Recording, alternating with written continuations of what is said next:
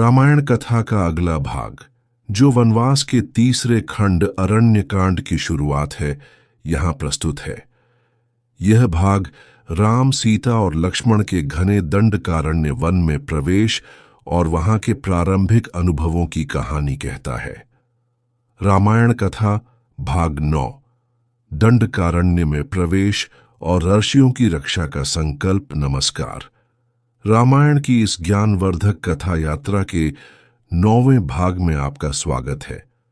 पिछले भाग में हमने सुना कि कैसे चित्रकूट में राम भरत मिलाप हुआ। भरत राम को अयोध्या वापस ले जाने में असफल रहे और राम की पादुकाएं लेकर नंदीग्राम में रहने लगे। इसके बाद राम, सीता और लक्ष्मण ने चित्रकूट को छोड़कर और भी घने वन में जाने का निर्णय लिया। चित्रकूट पर्वत से विदा लेकर राम, सीता और लक्ष्मण ने दंडकारण्य नामक विशाल और भयानक वन में प्रवेश किया। यह वन अत्यंत घना था, जहां सूर्य की किरणें भी मुश्किल से पहुंच पाती थीं। चारों ओर ऊंचे ऊंचे वृक्ष थे और मार्ग दुर्गम था।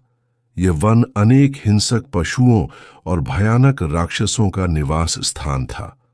वन का वातावरण अयोध्या और चित्रकूट से बहुत अलग था। यहां हर कदम पर खतरा था। सीता, जो राजमहल में पली बढ़ी थीं, धैर्यपूर्वक राम और लक्ष्मण के साथ इस कठिन यात्रा पर चल रही थीं। लक्ष्मण अपनी सतर्कता और पराक्रम से हर पल उनकी रक्षा कर रहे थे। राम शांत थे और वन जीवन को सहजता से स्वीकार कर रहे थे।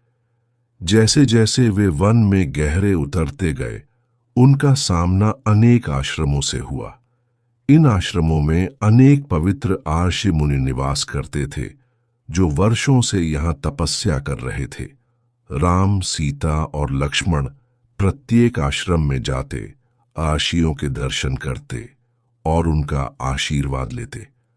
लेकिन उन्होंने देखा कि ये आर्षि मुनि अत्यंत भयभीत और दुखी थे। उनका जीवन राक्षसों द्वारा संकट में था। दंडकारण्य में रहने वाले अनेक भयानक राक्षस, जैसे विराध, खर, दूषण और उनकी विशाल सेना, निर्दोष आर्षि मुनियों को सता रहे थे।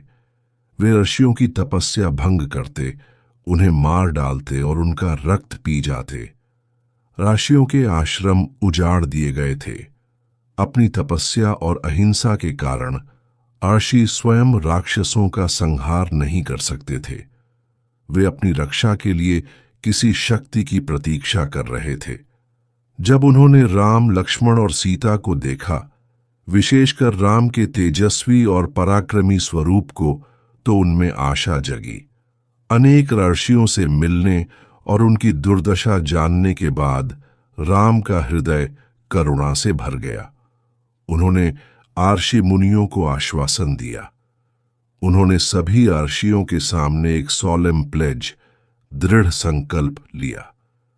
भगवान राम ने ऋषियों से कहा, हे तपस्वी ऋषियों, आप भयभीत न हो। मैं यहां आप जैसे धर्मात्मा ऋषियों की रक्षा के लिए ही आया हूं। मैं प्रतिज्ञा करता हूं कि मैं इस दंडकारण्य वन को राक्षसों से मुक्त कर दूंगा। मैं अपने बाणों से सभी दुष्ट राक्षसों का संहार करूंगा और आपकी तपस्या को निर्विघ्न संपन्न होने दूंगा। आप निश्चिंत होकर अपनी तपस्या करें। राम की यह प्रतिज्ञा सुनकर सभी आर्षि अत्यंत प्रसन्न हुए। उन्हें विश्वास हो गया कि अब उनके कष्टों का अंत होगा। राम की प्रतिज्ञा के कुछ ही समय बाद उनका सामना एक भयानक राक्षस से हुआ। यह राक्षस था विराध। विराध अत्यंत विशालकाय, क्रूर और डरावना था। उसके शरीर से दुर्गंध आ रही थी और वह नरभक्षी था। उसने राम, सीता और लक्ष्मण को देखा और उन्हें पकड़ने के लिए आगे बढ़ा। विराध ने सीता को उठा लिया और राम, लक्ष्मण से कहा कि तुम कौन हो जो इस स्त्री के साथ वन में घूम रहे हो। उसने कहा कि वह इन सभी वनों का स्वामी है और वह सीता को अपनी पत्नी बना लेगा और राम, लक्ष्मण को मारकर खा जाएगा। राम और लक्ष्मण ने विराध को चुनौती दी। उन दोनों ने मिलकर विराध पर बाणों की वर्षा की, लेकिन विराध पर बाणों का कोई प्रभाव नहीं पड़ रहा था। उसका शरीर इतना कठोर था कि बाण उससे टकराकर टूट जाते थे। विराध अट्टहास कर रहा था। राम और लक्ष्मण ने देखा कि शस्त्रों से विराध को मारना असंभव है। तब उन्होंने मल्ल युद्ध करने का निश्चय किया। राम और लक्ष्मण दोनों ने मिलकर विराध को उठाया। विराध अत्यंत बलशाली था और उन्हें दबाने का प्रयास कर रहा था। उन्होंने विराध को ऊपर उठाकर धरती पर पटका, फिर भी वह नहीं मरा।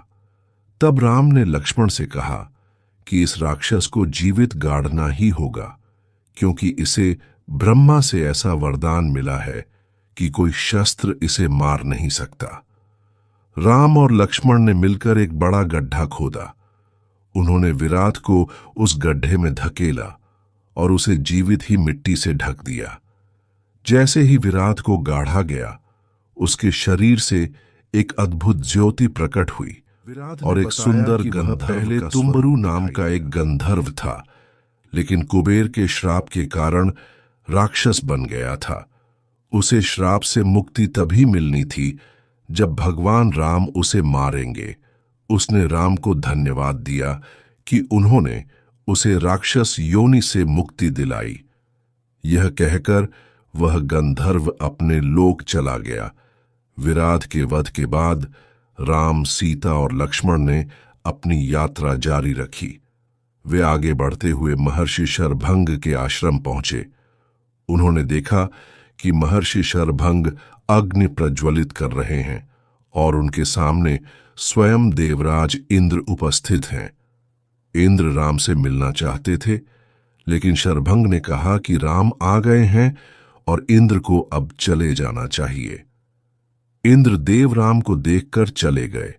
राम ने महर्षि शरभंग के पास जाकर प्रणाम किया। महर्षि शरभंग बहुत वृद्ध हो चुके थे और अपने जीवन का अंत निकट जानकर अग्नि समाधि लेने वाले थे, ताकि वे सीधे ब्रह्मलोक जा सकें। शरभंग आशी ने राम का सत्कार किया और उन्हें आशीर्वाद दिया। उन्होंने राम को सत्य का मार्ग बताया और कहा कि वे अब अपने शरीर का त्याग करेंगे। शरभंग आशी ने राम को निर्देश दिया कि वे उनके शिष्य महर्षि सुतीक्ष्ण के पास जाएं, जो उन्हीं के निकट एक आश्रम में रहते हैं। इसके बाद महर्षि शरभंग ने अग्नि में प्रवेश किया और अपने शरीर को त्याग कर सीधे ब्रह्मलोक में असेंडेड, आरोहण किया।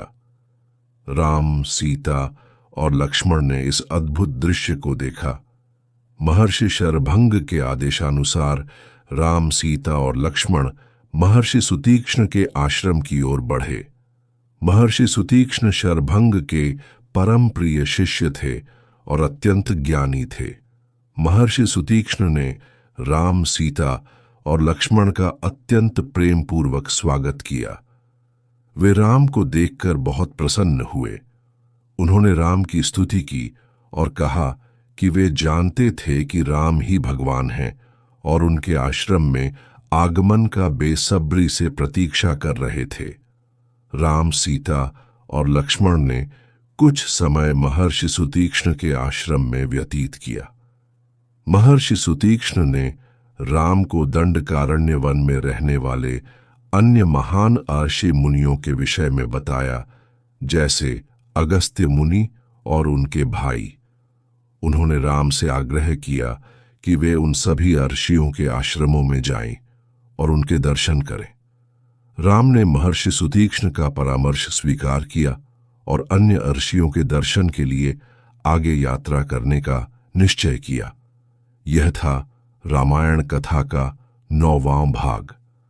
हमने राम, सीता और लक्ष्मण के दंडकारण्य में प्रवेश, ऋषियों की दुर्दशा, राम द्वारा ऋषियों की रक्षा का संकल्प, विराध राक्षस का वध और महर्षि शरभंग तथा सुतीक्ष्ण से भेंट की कहानी सुनी।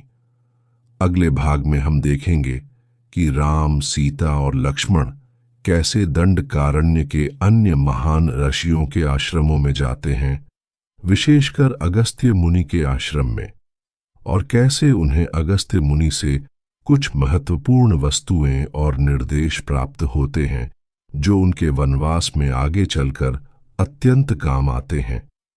रामायण की यह प्रेरक गाथा जारी रहेगी। यह रामायण कथा का भाग 9 है, जो अरण्य कांड के आरंभिक भाग को कवर करता है।